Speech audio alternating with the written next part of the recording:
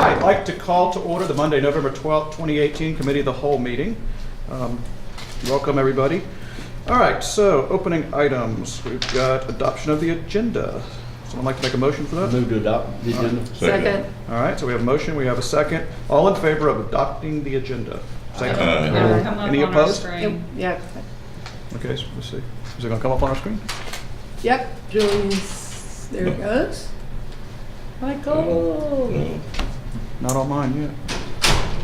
Just go to the next one. We vote on Right, it. hold on a second. It's not showing up. It's not No. showing up on ours. So, but we did a voice vote. So let's see if we can get the minutes Yes, the man. to show up. Is that okay? Okay, so All right. are we? Okay. Yep. So let's go to the Let's next just go to the next thing. All right. adoption of minutes. All right, adoption of the minutes. We Move got to October approve. 8, 2018 minutes. Would anybody make a motion to adopt? Yes, so Second. moved. All right, so Todd has, and then Cindy is second. All in favor of adopting the October 8th?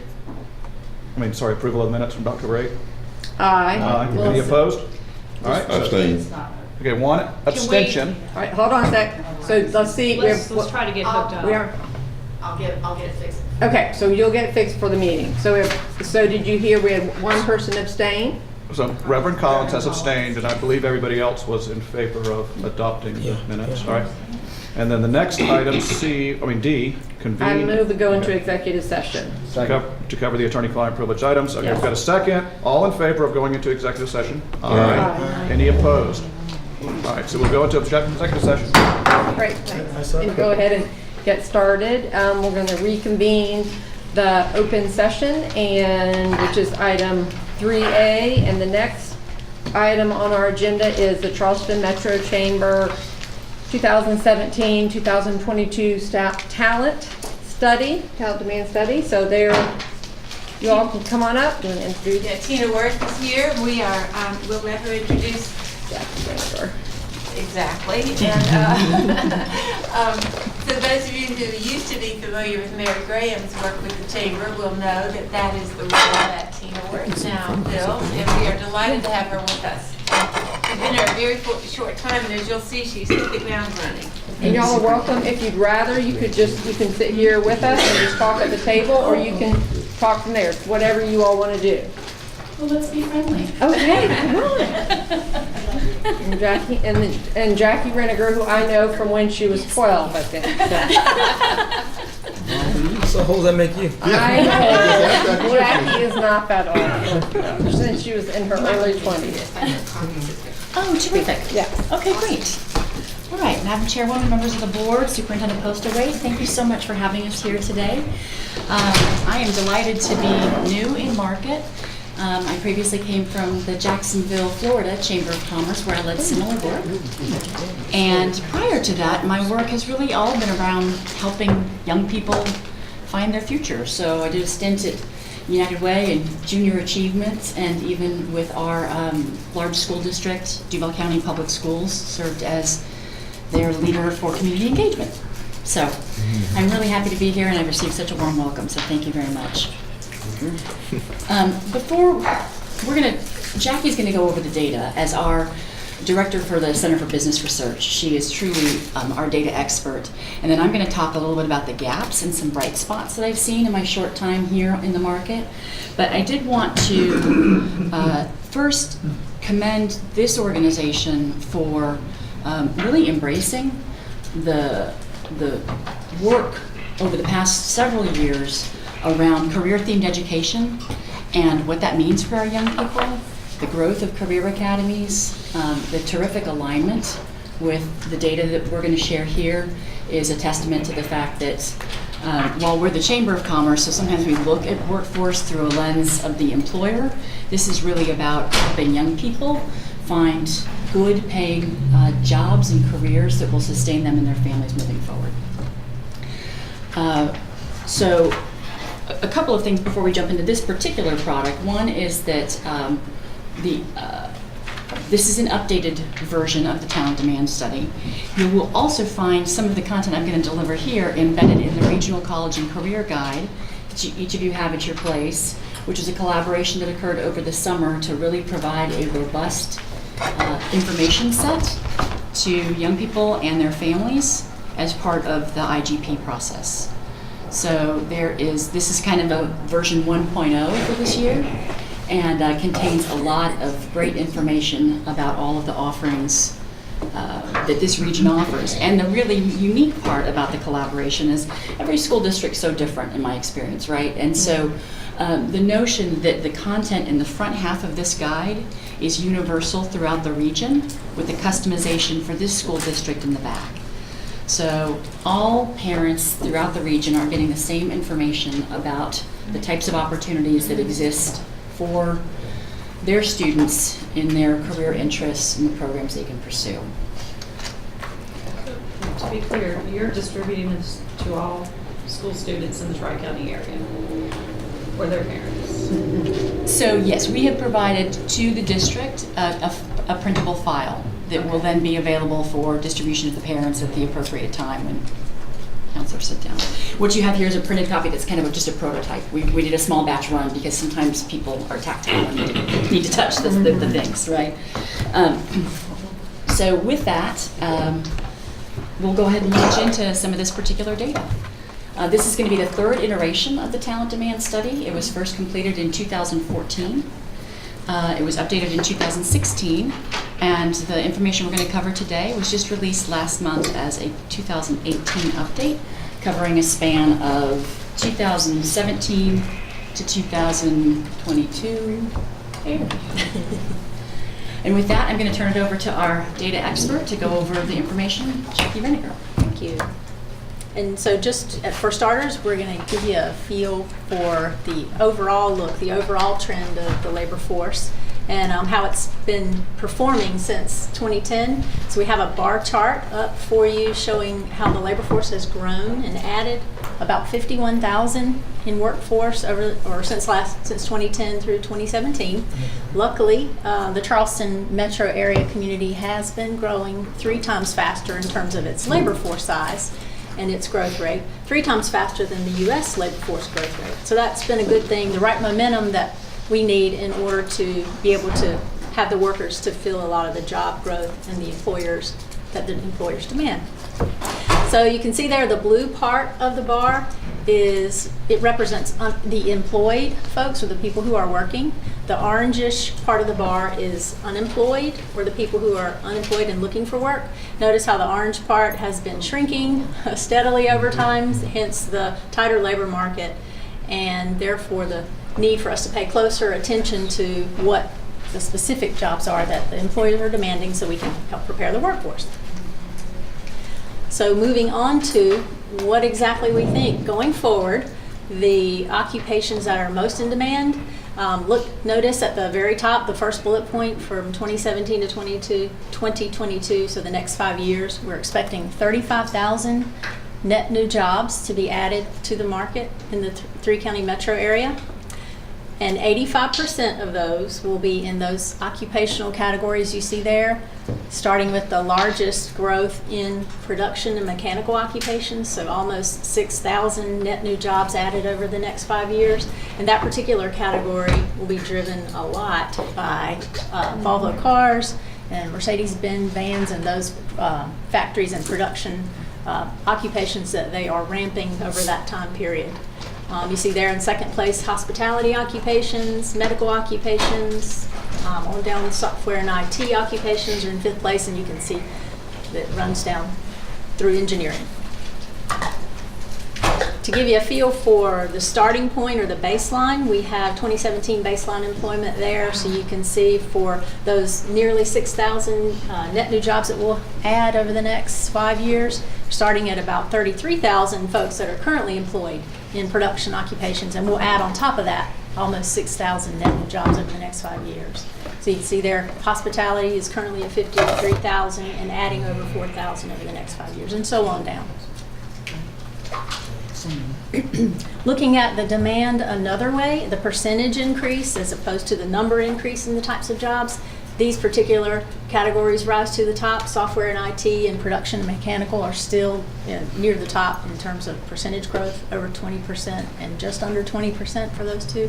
And then the other two occupational categories with more than 10% growth are engineering and the business management, as you see there.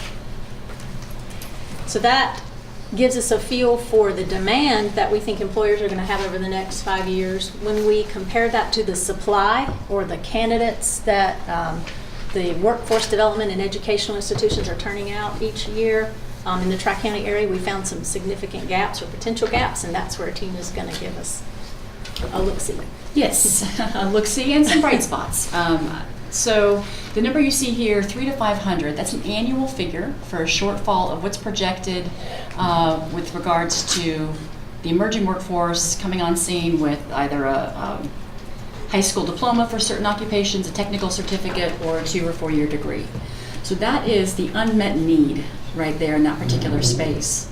And I know that an issue around growth in this particular area with regards to exposure is the ability to find and hire and retain mechatronics teachers who are willing to work for a teacher's salary when they have a skill set that the current market will pay significantly higher wages for if they are directly in service there. But you do have a mechatronics program, which is great, and apparently a great instructor, so my team tells me. And so that's an area that we're trying to wrap our arms around a little bit as a chamber too, to help our school districts. A bright point in here is the partnership with Stevens Towing and Baptist Hill Middle High.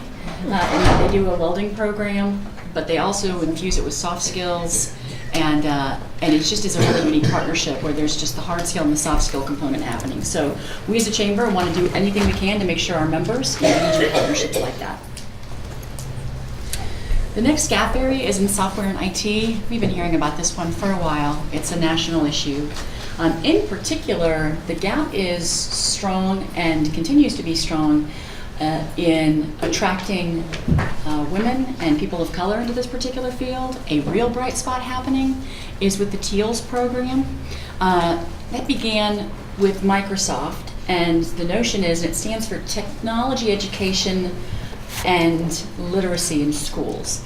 And basically your high-level programmers and IT specialists are coming into the school to deliver instruction to the students and also to the computer science teachers about the latest and greatest trends and coding platforms and coding methodologies.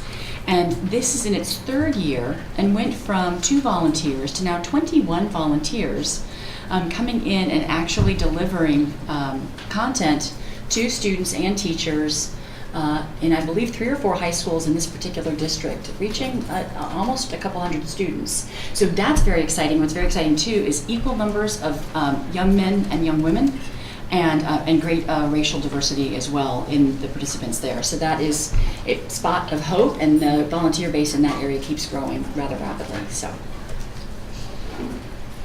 in hospitality, you've got a very strong set of culinary programs. Not all the jobs in hospitality are high wage, which can be problematic. However, young people's interest in pursuing culinary pathways is just not going to slow down anytime soon.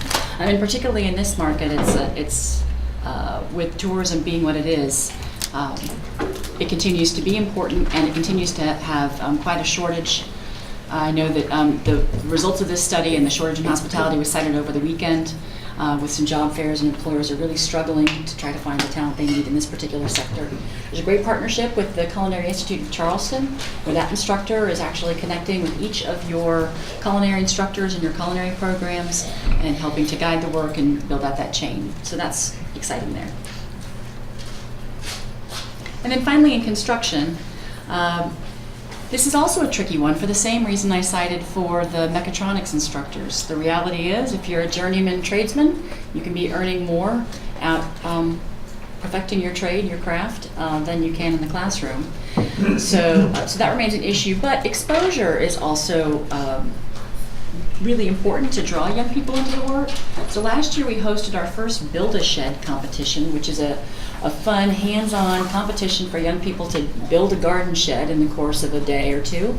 And we had 6 teams participating last year, 7 teams participating last year, and now that's going to grow to 11 teams. You will be fielding teams out of this district from Wandos, Stahl, the School of the Arts, and Burke.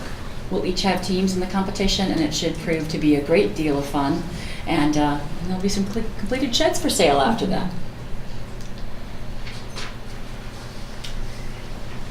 I wanted to talk a little bit about the career academies and career education pathways that you have embraced.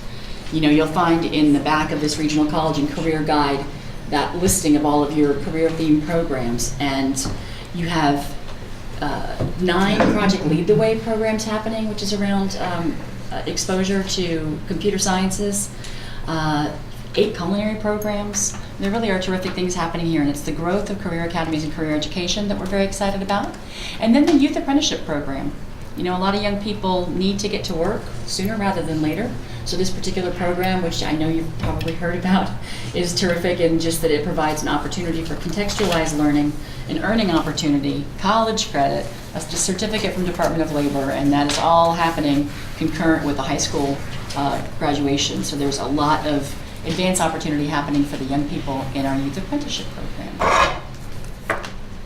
And then just quickly onto higher education, I think it says a lot about this market in terms of how responsive this district, your neighboring districts, and the college community is in trying to address the workforce gaps by standing up a number of STEM-related programs.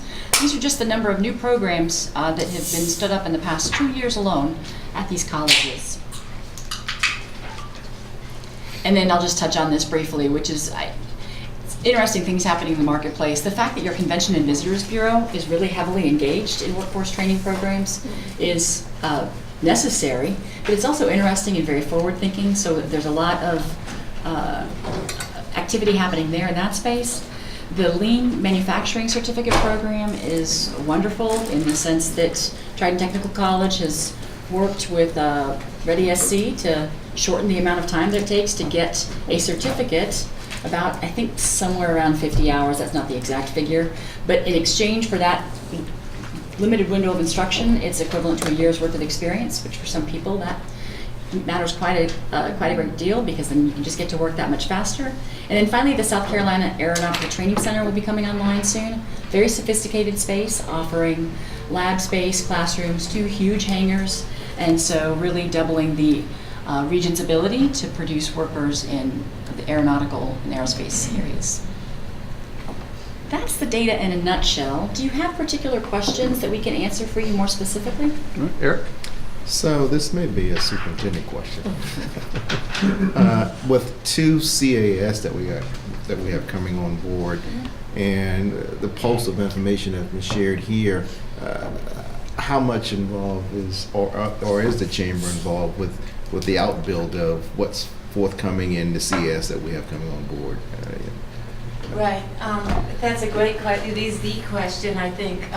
Rich Gordon couldn't be with us today because of a death in his family, but he works very closely with these talent demand numbers to try to develop the programs. We're also, he and his staff work closely with Trident Technical College and the other higher ed institutions in the area, including South Carolina State, but in particular Trident Tech, to see what they're providing that they may actually be able to absorb our students in, to keep us from building costly centers and buying exorbitantly expensive training equipment that is actually duplicative. So that work is going on now. I know Mr. Barowie I saw an email back from him a couple of weeks ago where they're trying to look at the costs of transporting students to a Trident Tech program versus building our own. And so because there was recently a post about what's going to be offered at Garrett, at the new North Charleston Career Technology Center, whatever we end up calling that, we wanted to just share this information about the programs that are currently at Garrett. What we promised the students at Garrett and the faculty at Garrett is this, that if you're in a program at Garrett, we will absolutely see you through that program, regardless of what it takes. Even if it happens to be a program that's not duplicated at the new center, we will see you through the program, even if it means we have to connect you with an entity that's not Charleston County School District.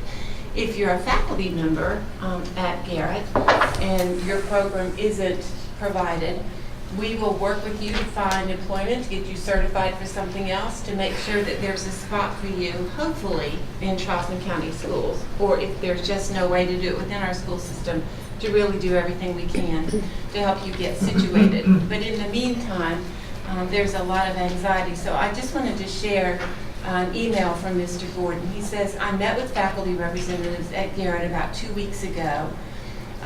They asked about what programs will be provided. I presented the proposed programs, which include the high-demand, high-wage existing Garrett programs, such as health science technology, web and digital communications, Project Lead the Way, pre-engineering. You heard those things mentioned here today.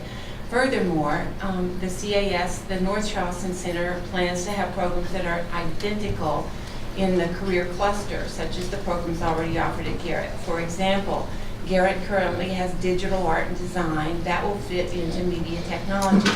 Garrett currently has architectural mechanical design that fits in the building construction cluster. So you saw all of the display about the jobs that we have available in that cluster. So that's exactly what's happening. There's this realignment of what we're offering with what we know the demand will be and getting those situated inside the career clusters. So it's the in-between time is creating a lot of anxiety for personnel, but the folks who are doing the planning are trying to involve representatives and are working very closely with the chamber and with other career planning and program providers in the area to make sure that we don't duplicate and it all comes together.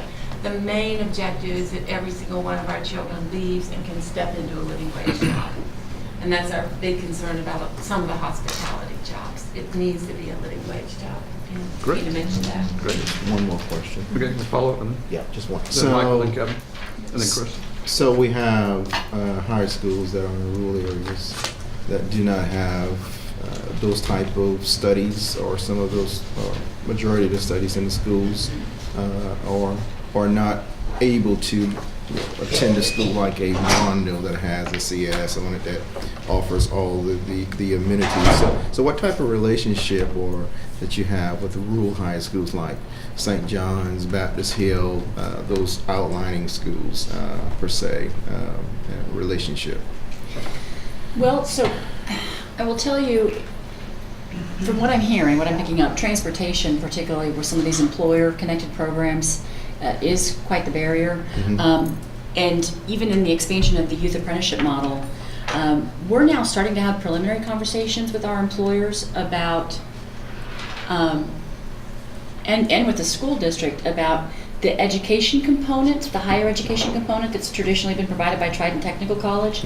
Is that something that instead that can be offered either through the employer or as part of the programmatic offerings at the actual high school, which could then mean the transportation barrier gets reduced significantly because someone's not trying to make it out to Rivers Avenue.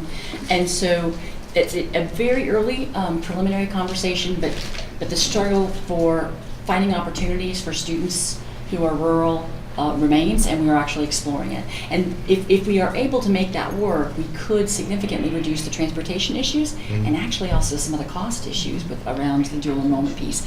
It is a less optimal solution, obviously, because we would love for young people to get the college credits, but we're aware of it, and so I don't have a satisfactory answer for what's currently in place. I'm still also taking an inventory, but I can tell you conversations are happening right now about it. Yeah. Good. All right, thank you. Michael? Thank you for your presentation. One of my concerns is that I understand that the chamber is able to address employment needs of companies throughout the region based on demand that they see coming. But from a school district perspective, my position is more so of not so much the chamber or the needs of the industry driving what kind of programs go into our CASs across the district, but more so the other way around. And you mentioned about having women, in particular people of color, working in particular industry fields. So if the district is meeting the needs of the chamber by placing certain programs in our centers that we think could help reduce the numbers when it comes to employment. What if those are just not the interests of our students? What if those aren't their passions? Right. Does the center accommodate students? Although Boeing and Volvo and Google are going to be here and those jobs will be great wage earning paying positions, what if some of our students are just not necessarily interested in those positions, but the positions that they may want to create a career in are not identified? I understand that Mr. Gordon had a conversation with the folks over at Garrett. I'd like to know what of the programs at Garrett has had the longest sustaining success and attendance. Because Eric and Chris, if those kinds of programs are not in the centers, this really doesn't mean much, right? I understand that we want to work together to build the need and build a house. So when Boeing and Volvo and Google need folks, they can say, well, the school district has this, we can pull those kids. But if the interest is not there, then we're not really fulfilling the best needs of the students either. So that's really not most of our question for you guys, other than the fact that you presented the information. Yeah. But I think from the district level, I would like to see more of a conversation behind or between those who will have an opinion over what programs will be at the centers with the principals, not so much the staff, because I understand the staff is going to be, they want to make sure their program is going to be available so they can stay employed. I mean, I got that. But really the needs of the children. I mean, I'm in the hair industry, right? That's a $9 billion a year industry, whether or not we're in a recession or not, right? And so are programs like that going to be viable programs that are going to be accessible throughout the district, even though we're going to be building a new center in North Charleston? Because those may be some industries that students may want to go in, and maybe just not be a worker. Maybe they want to own their own business or own a chain of businesses. So that was for Jarita also.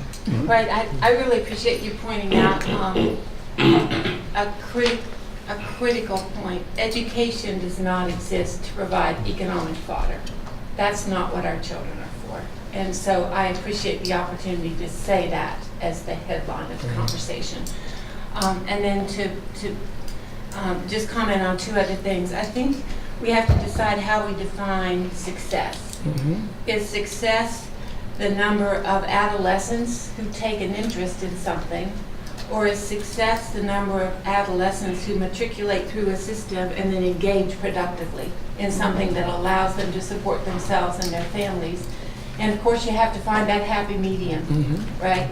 And then the final thing I want to say is, you may recall a few months ago we looked at quantiles and lexiles, and you saw how close, you know, if you have a lexile of 1200, there are all kinds of things you can do. So your interest at age 16 can easily translate to a different interest at age 23 if you are able to read and use tools to solve problems fairly well. So as a parent and grandparent, I don't worry overly much about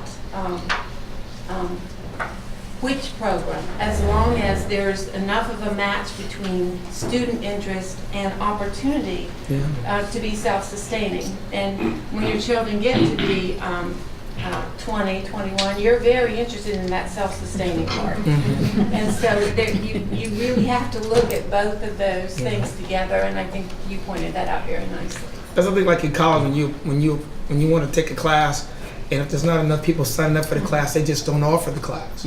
And so with these programs, I'm sure there's an enormous cost for the district to be able to outfit the ability or a center where kids can come in and get the information, get the knowledge, the hands-on they need to go in and fulfill these jobs. So I'm hoping that we won't invest in programs that we think students ought to have, and the students aren't saying, this is what I want.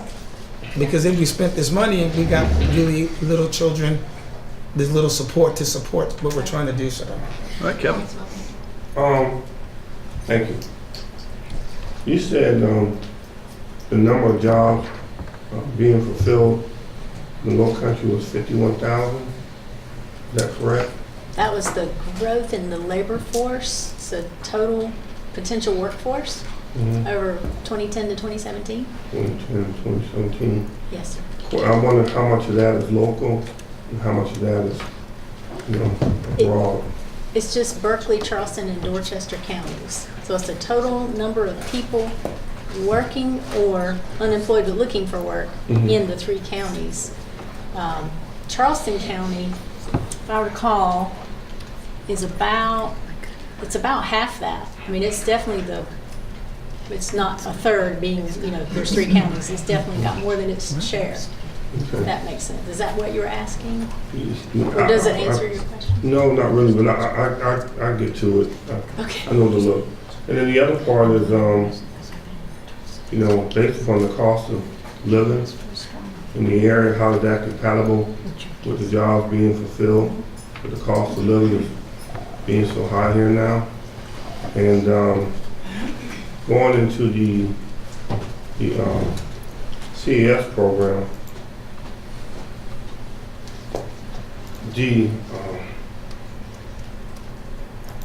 now it's not the number of jobs our career program being placed in is not really defined yet. You mentioned one of the contractor cluster that possibly could be. I'm wondering, and I know he's not here to answer that. I wonder, is that general contracting, residential? There's so many components to that, which the electrical, plumbing, heating and air. And I know that facility is only going to be able to house whatever programs they put in there to be funded. My thing is that the other site, Garrett, can be tooled to house some of the other technical fields. So there's a lot of things that are out there, I'm understanding, in the low country that are in need of that can fulfill the voice of students, for example, maritime industry, maritime academy, things of that nature that can be used in the low country. So I just assume it needs more discussion. I just assume not closing both facilities when we can retool and be able to serve the broad aspect of Charleston County. And being that you presented, I think about 12 different categories that can be expanded upon, I think that needs to be looked at thoroughly.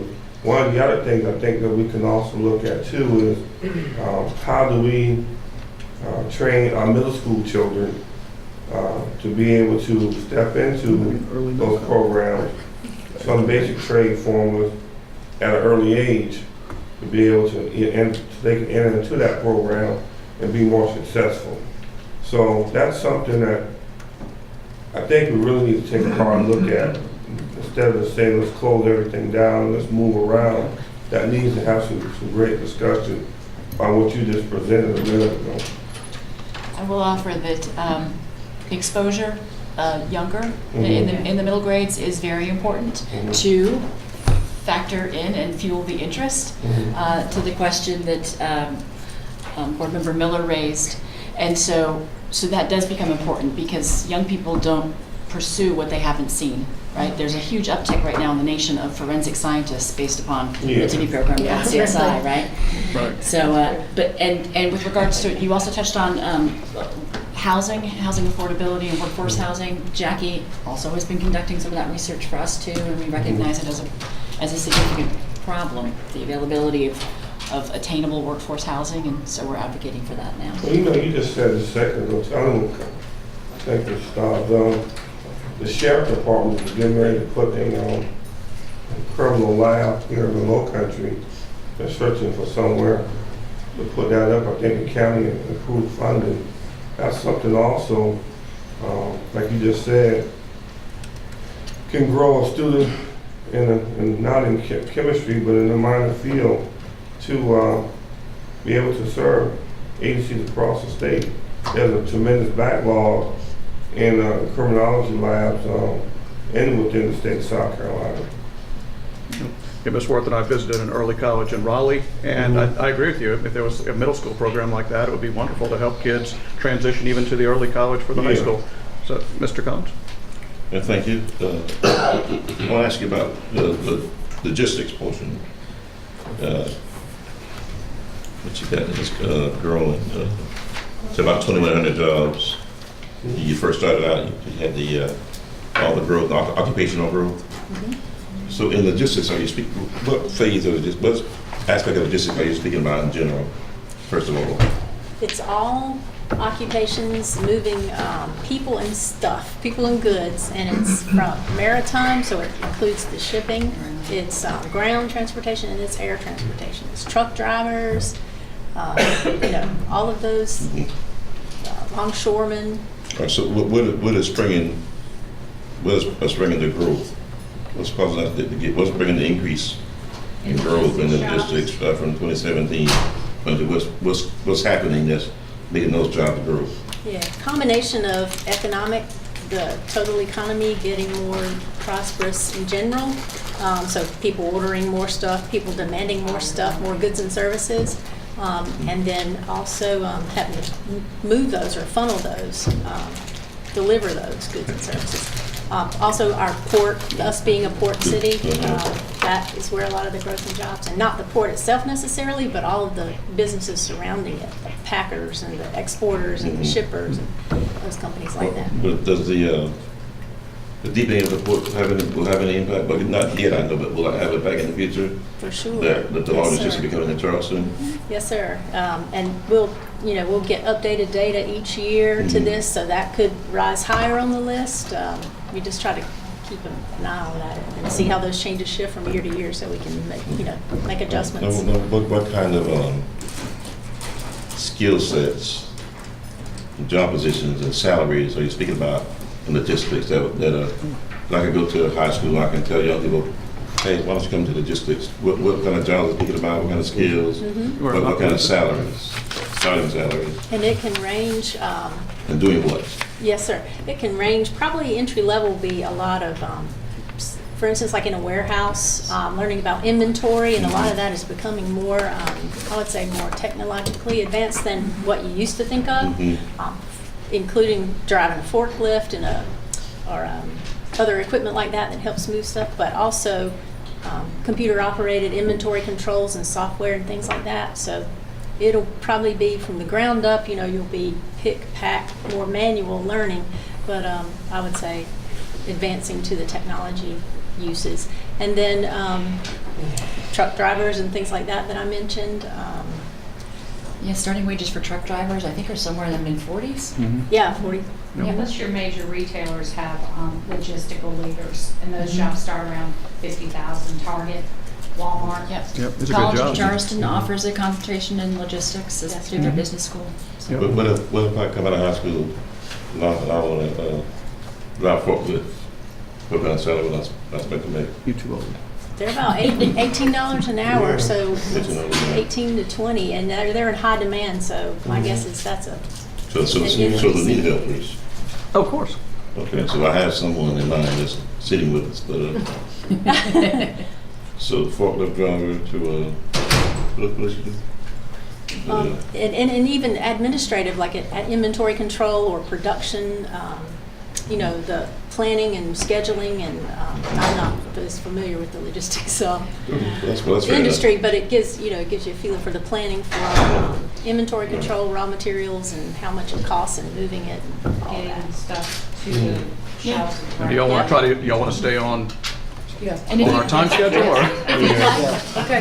Well, Wait, one quick question.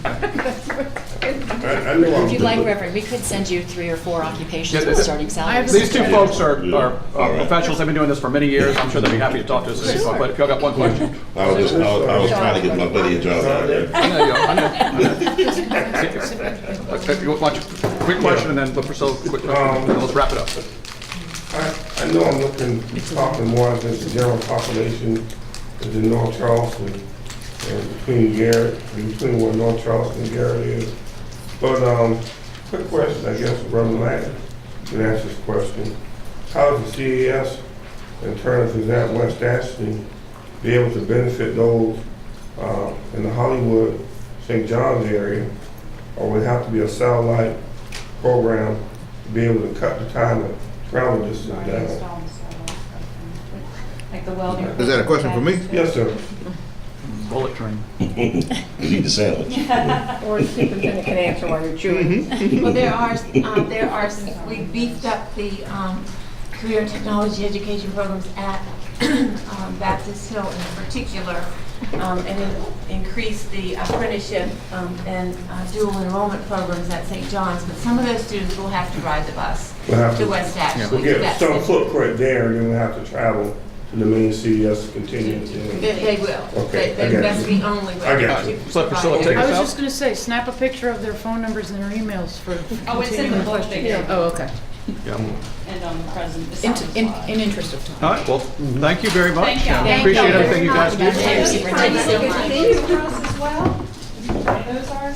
Yes. Oh, those remind me of those things I had in law school. I had to fill out the books. and So I'm just gonna leave these here. The blue books. A little stack. Thank you very much. Appreciate the time. Thank All you. right, so next item on our agenda is visitor public comments and special recognitions. Do we have anybody here for special recognitions or visitor comments or public comments or anyone? Anyone? Okay. Take one, pass it down. Okay.